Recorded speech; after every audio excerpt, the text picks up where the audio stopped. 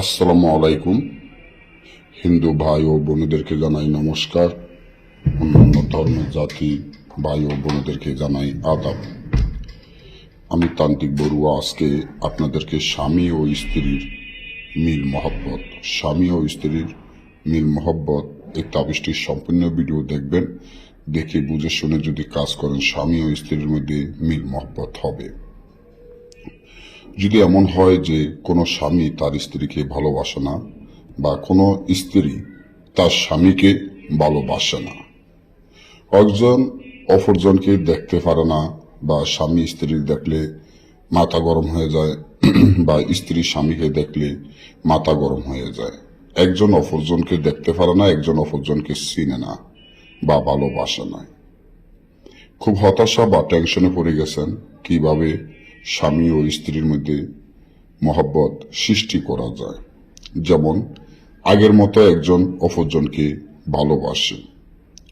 আমি তান্ত্রিক বড়ুয়া, আমি আজকে আপনাদেরকে এমনভাবে শিখিয়ে দিব এই তাবিজটা কিভাবে কাজ করবেন, কেমনে করবেন, কিভাবে করলে স্বামী ও স্ত্রীর মধ্যে সারা জীবনের জন্য মহব্বত সৃষ্টি হয়ে যাবে।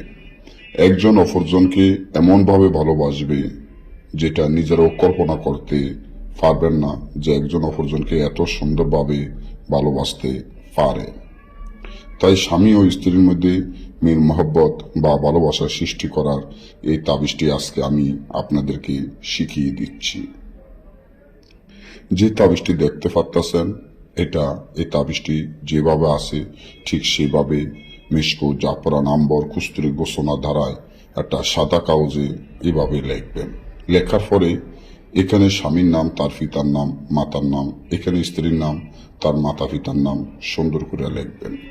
লেখার পরে এই তাবিজটি ভালো করিয়া বাস করিয়া একটা রূপার মাদুরের মধ্যে ঢুকাইয়া আপনার হাতে ব্যবহার কর।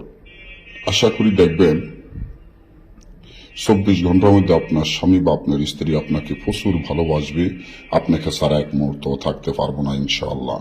আর যদি না বোঝেন বা আমাদের থেকে এই কাজগুলো করে নিতে চান, আমাদের স্ক্রিনে দেওয়া নম্বরে যোগাযোগ করে যে কোনো ধরনের কাজ করে নেবেন ইনশাআল্লাহ।